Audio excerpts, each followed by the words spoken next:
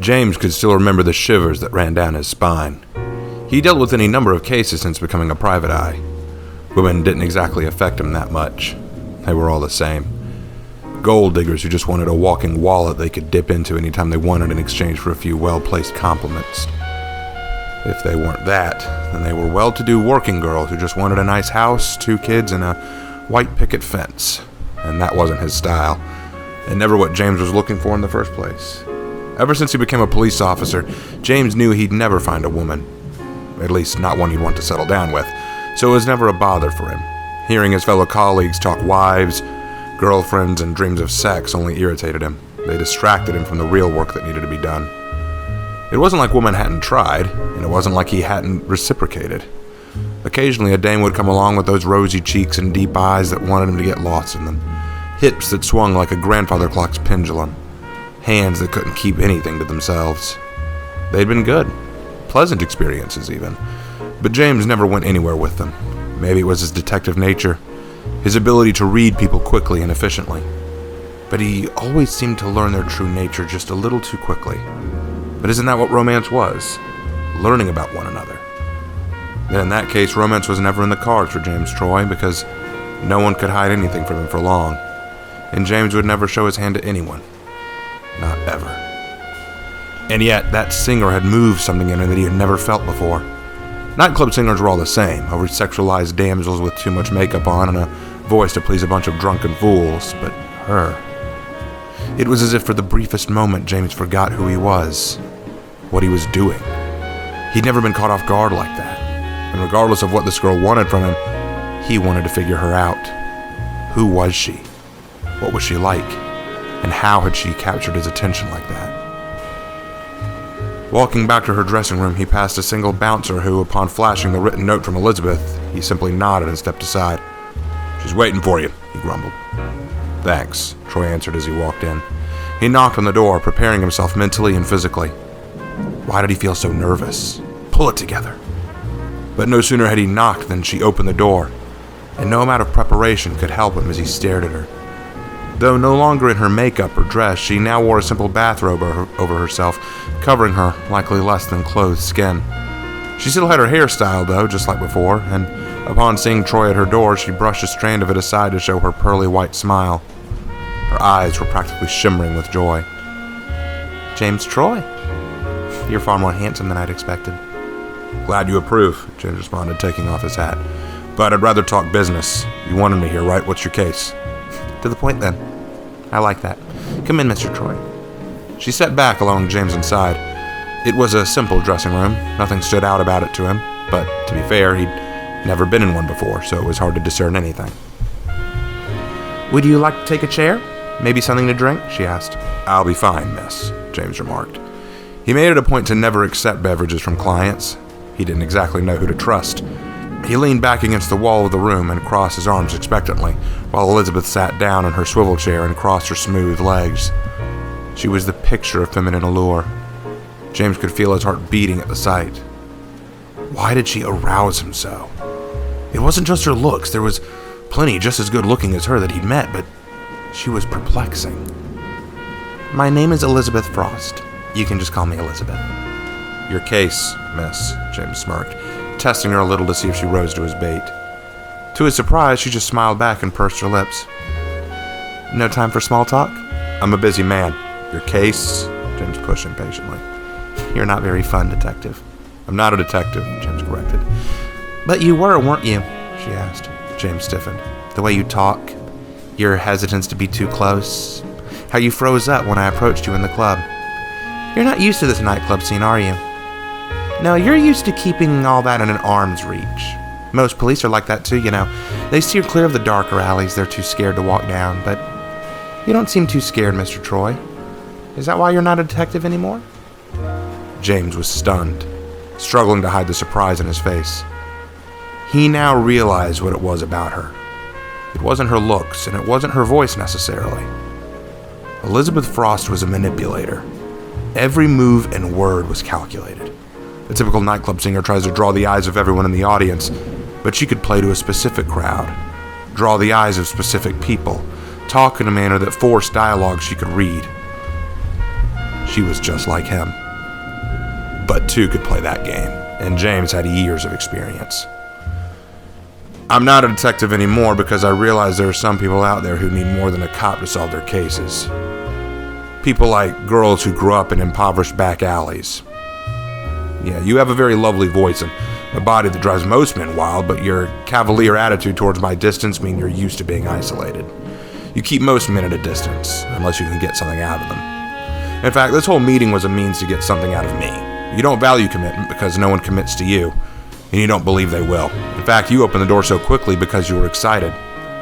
Like you were half sure I wouldn't come. You wanted me to come, but you weren't sure I would. How often do people you expect to be there just not show up? James was pleased to see a visible shaken expression across her face.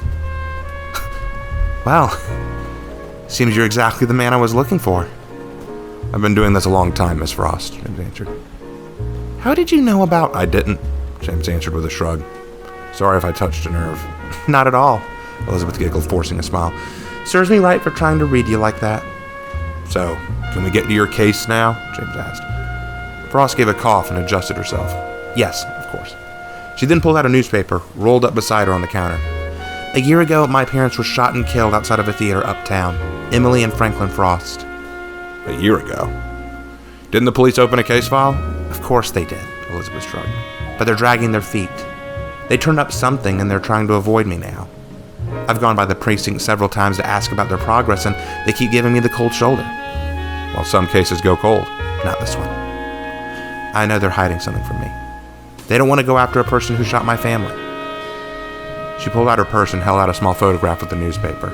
She turned to an article on the shooting and handed the photograph over to him. The photograph was of a woman who looked much older than Elizabeth, but remarkably similar, and another man with thinning hair and a thick mustache.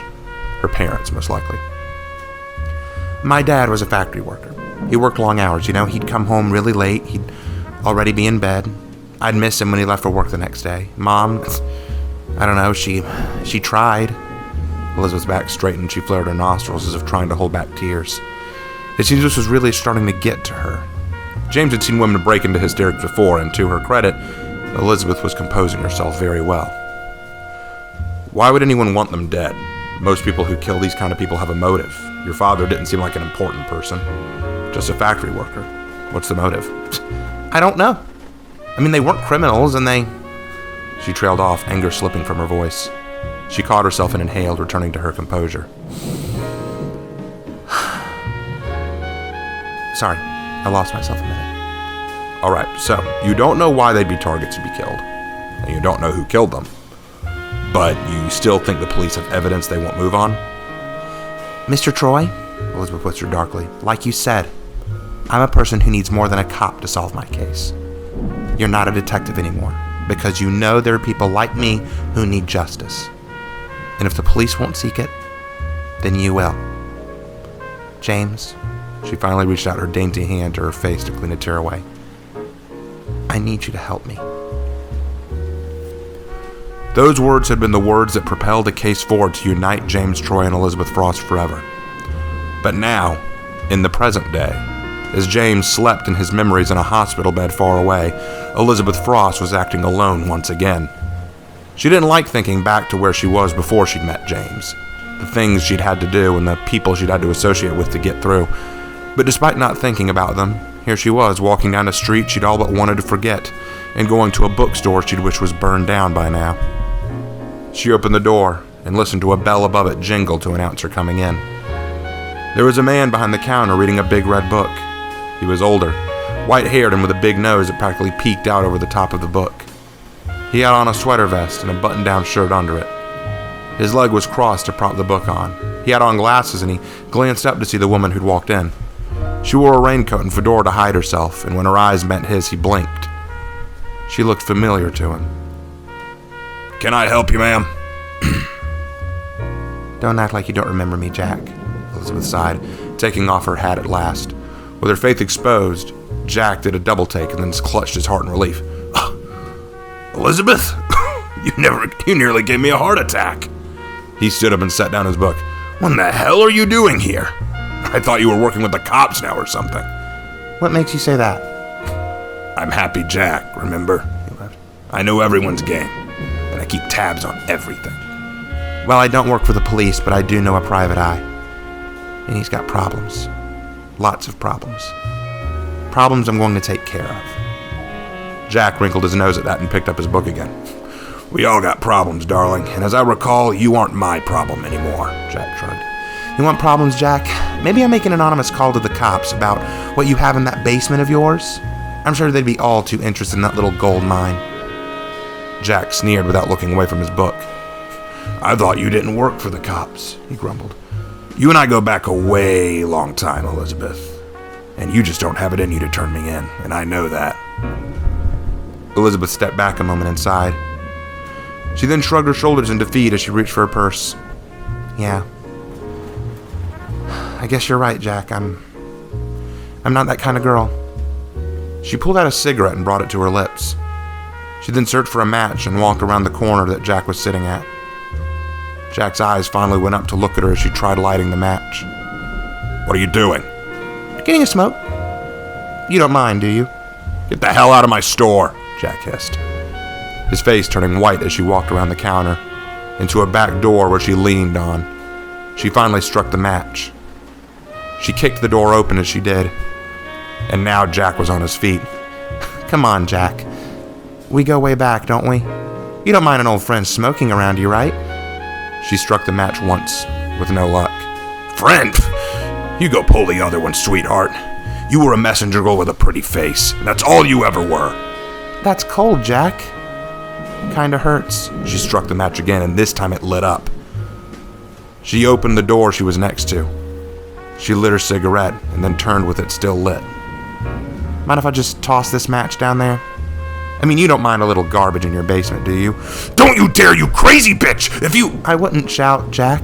A sensitive messenger girl like me might just get excited and drop what I'm holding. Jack went stiff and bit his lip angrily, trying to calm his voice down. What the hell do you want from me? Trying to put me out of business or something? I'm not your messenger girl anymore, Jack, and I really couldn't care less what happens to your moonshine operation. All I care about is finding the men who put my friend in a hospital bed. You help me find out where they're holding their next little party, and you'll never see me or my matches ever again. What, you think I'm the only distiller in the city? What makes you think I know every Tom, Dick, and Harry in the market for liquor? Because even if you don't sell to these men, you keep tabs on all the competition. Happy Jack knows everyone's game, remember? Now start talking. Or I'll light another cigarette and forget where the ashtray is. She was always shrewd, and she'd learned how to survive through her wits, her charm, and her ruthlessness. That's why James Troy had fallen for her. Because Elizabeth Frost wasn't helpless. She was cold as ice.